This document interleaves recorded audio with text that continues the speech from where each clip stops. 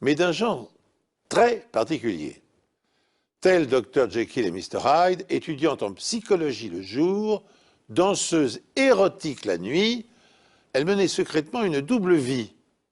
Cette ambiguïté l'a-t-elle conduite à sa perte? Tôt un samedi matin, sous un pont de la ville de Burlington, dans le New Jersey, le pilote d'un quad découvre le corps d'une jeune femme. Il pense qu'elle s'est suicidée. C'était une jeune femme. Elle avait l'air d'avoir entre 20 et 30 ans et pesait environ 50 kilos. Elle n'avait pas de papier d'identité.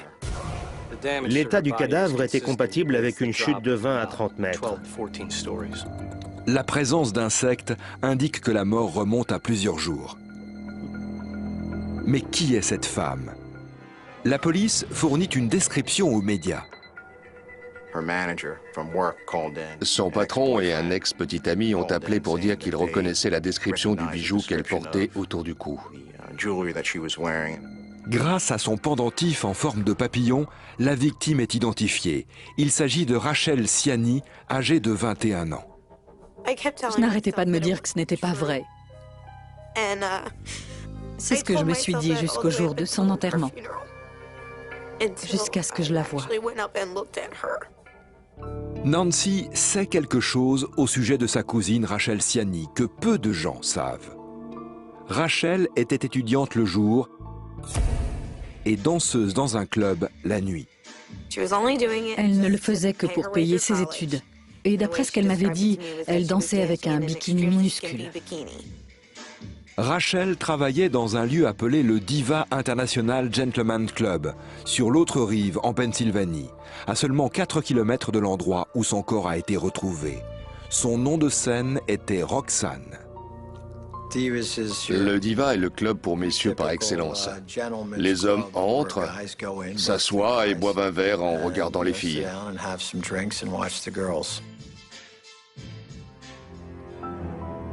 Les amis et l'entourage de Rachel refusent de croire qu'elle s'est suicidée. Selon eux, elle ne montrait aucun signe de dépression. Au contraire, elle ne pensait qu'à sa future carrière. Elle étudiait la psychologie parce qu'elle voulait se consacrer à ce domaine et aider les gens. Rachel entretenait de bonnes relations avec sa famille, malgré quelques désaccords au sujet de son travail. Son père ne l'approuvait absolument pas. Mais bien entendu, les parents aimaient beaucoup leur fille. Et je pense qu'ils avaient fini par se dire que Rachel devait trouver sa propre voie et rechercher ce qui lui convenait le mieux. Mais s'agit-il d'un suicide? L'inspection du pont permet de découvrir un indice intéressant. Il y avait des fibres qui devaient provenir du pullover qu'elle portait. Il y avait aussi des taches de sang sur la paroi extérieure du pont. Si le sang du pont est celui de Rachel, il pourrait alors s'agir d'un meurtre. La mort d'une danseuse érotique retrouvée sous un pont fait les gros titres des journaux de cette petite ville de la banlieue de Philadelphie.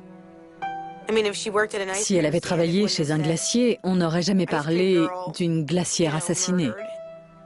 C'était terrible parce qu'on parlait simplement de danseuse érotique assassinée ou d'une stripteaseuse jetée d'un pont. On ne disait jamais son nom ni qu'elle étudiait à l'université du comté de Bucks. Sachant que Rachel a été découverte au pied du pont sans chaussures, avec des chaussettes propres, les enquêteurs pensent qu'elle a été transportée et jetée par-dessus le pont. Ces chaussettes étaient vraiment très propres.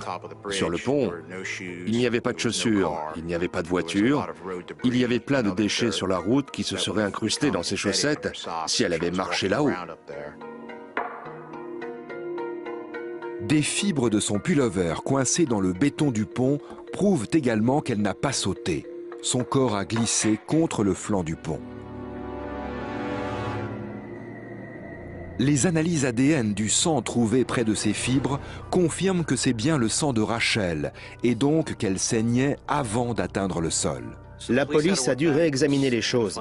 Comment ce sang et cette fibre se sont-ils retrouvés sur le garde-fou du pont à péage de Pennsylvanie? Il n'y a aucune trace sur le cou de Rachel. Alors les enquêteurs repoussent l'idée qu'elle ait été étranglée avec une corde ou par les mains du tueur. Si c'est une large surface qui presse le cou, comme l'avant-bras ou le plat de la main, on ne retrouve pas d'hématome. Une ravissante danseuse de striptease retrouvée morte sous un pont. L'information est suffisamment aguicheuse pour faire les gros titres de la presse locale.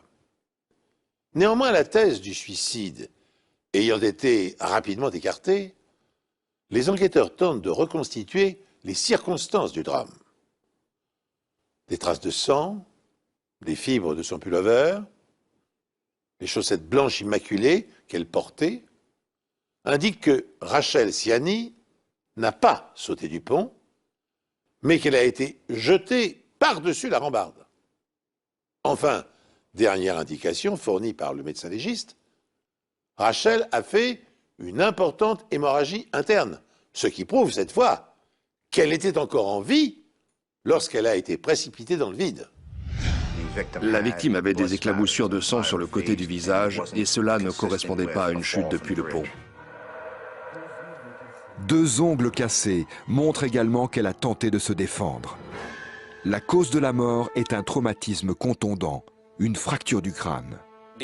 La fracture va d'un canal auditif à l'autre. La voiture de Rachel, une vieille Lincoln cabossée, se trouve toujours sur le parking du Diva, le club où elle travaillait. Il y avait de la nourriture et de l'argent dans la voiture. Cela nous a convaincus que sa mort n'était pas le résultat d'un vol qui aurait mal tourné. Ses collègues danseuses indiquent à la police qu'un ancien cuisinier de 26 ans, Jason Woods, l'a déjà importuné. Il semblait faire une fixation et être obsédé par Rachel. Il a raconté à des gens que Rachel était sa petite amie. C'était faux, mais c'est ce qu'il a raconté. En réalité, Jason a été licencié il y a tout juste 1 mois. Et lorsque la police découvre la raison de ce licenciement, elle pense tenir un bon suspect. Il était fou d'elle et devenait par conséquent un suspect à cause de sa passion pour Rachel Siani. Lorsque la police l'interroge, Jason nie toute implication dans le meurtre de Rachel. Il était crédible, mais on n'envisageait pas encore de rayer son nom. Il ne fallait pas perdre ce suspect de vue, ça pouvait être un témoin important. C'est alors que les enquêteurs font une découverte capitale. Lors de sa dernière nuit, Rachel a travaillé au Diva et a discuté avec une amie sur le parking après la fermeture du club. Un homme, visiblement ivre, a alors commencé à frapper à la porte du club. Un agent de police a assisté à l'incident. Le policier propose d'intervenir. L'un des propriétaires est sorti pour nous dire que tout allait bien, qu'il connaissait Jack. C'était un habitué du club. Jack s'appelle en réalité John Denofa. Cet homme d'affaires de 35 ans est arrivé plus tôt ce soir-là au club. D'après le directeur du Diva, Rachel a proposé de raccompagner Jack au motel situé juste à côté du club. Elle s'est peut-être dit qu'il avait trop bu et qu'elle ferait bien de le raccompagner jusqu'à sa chambre. Son ami a demandé à Rachel si elle allait bien et Rachel a répondu « C'est juste Jack, tout va bien pour moi ». Le registre du motel indique que Denofa occupait la chambre 223. Le réceptionniste se rappelle avoir vu Rachel aider Denofa à monter dans sa chambre, mais il ne se souvient pas l'avoir vu repartir. Denofa affirme le contraire. Selon lui, Rachel est partie et il est monté seul dans sa chambre. Il a dit qu'il était avec elle, puis qu'elle était partie de son côté et lui du sien, c'est tout. Il a dit qu'il n'avait absolument rien à voir avec sa mort. Mais quelque chose intrigue les enquêteurs. Je n'aimais pas ce type. Le principal suspect du meurtre de Rachel Siani est la dernière personne à l'avoir vu en vie, Jack Denofa. Il est marié, sans enfant, et possède une entreprise d'enseignes lumineuses. Des employés disent que Denofa venait régulièrement au Diva tous les mardis soirs. Rachel était sa danseuse préférée. Elle nous avait parlé de Jack. Elle disait qu'elle n'aurait même pas besoin de travailler ce soir si elle le voulait parce qu'il lui donnerait de l'argent juste pour s'asseoir et discuter avec lui. Elle a dit que c'était apparemment un homme seul et qu'il payait juste pour qu'elle lui parle. On n'a retrouvé aucune trace d'activité sexuelle chez Virginia. On a discuté avec les filles. On n'avait aucune preuve que Rachel ait eu ce genre de rapport avec lui ou avec quelqu'un d'autre. Jack avait déjà été arrêté pour conduite en état d'ivresse, alors il n'était pas inhabituel qu'il dorme au motel situé près du club. Il louait une chambre de motel, et quand il était trop ivre pour conduire, il arrivait que la direction du Diva lui prête une chambre. Le plus étrange dans tout ça, c'est que cela ne dérangeait absolument pas sa femme. Elle le conduisait elle-même au Diva et elle repartait. Jack Denofa n'a pas d'antécédent judiciaire et c'est une personne appréciée. Si on pouvait choisir ses voisins, on choisirait Jack Denofa parce qu'il aurait fait n'importe quoi pour vous. Il venait d'une bonne famille, c'était un bourreau de travail et un excellent joueur de billard américain. Il était très chaleureux. Il était président de l'association des anciens élèves de son lycée. C'était un type bien. La nuit du meurtre, des témoins ont vu Rachel accompagner Denofa jusqu'au motel près du club.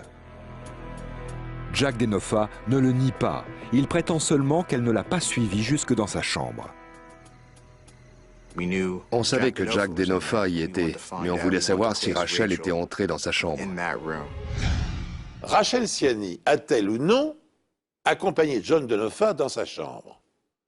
Répondre à cette question ne permettrait pas de résoudre l'enquête, mais cela aurait du moins l'avantage de disculper provisoirement le principal suspect et d'orienter la quête des policiers vers d'autres pistes. Les proches dressent un portrait flatteur de la jeune femme. Si Rachel était capable d'exprimer toute sa sensualité sur le podium du club, une fois le spectacle terminé, elle menait la vie rangée d'une étudiante studieuse.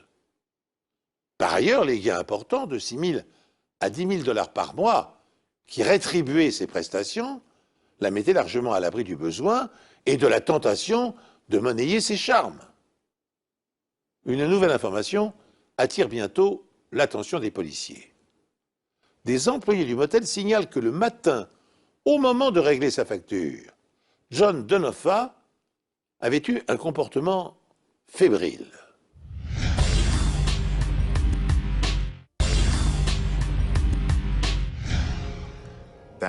Ce matin-là, la réceptionniste a vu Jack Denofa courir dans tous les sens sur le parking. Peu de temps après, il a réglé sa note. Au cours des 3 dernières années, il n'était jamais reparti aussitôt. Elle a aussi senti une forte odeur de savon, parce qu'il venait juste de prendre une douche. 4 jours se sont écoulés depuis la dernière nuit que Denofa a passé dans cette chambre et elle a été nettoyée plusieurs fois. Mais cela n'empêche pas la police de faire une découverte importante. Sur l'appui de fenêtres extérieures, il découvre des fibres blanches et il y a une minuscule tache de sang dans la cabine de douche.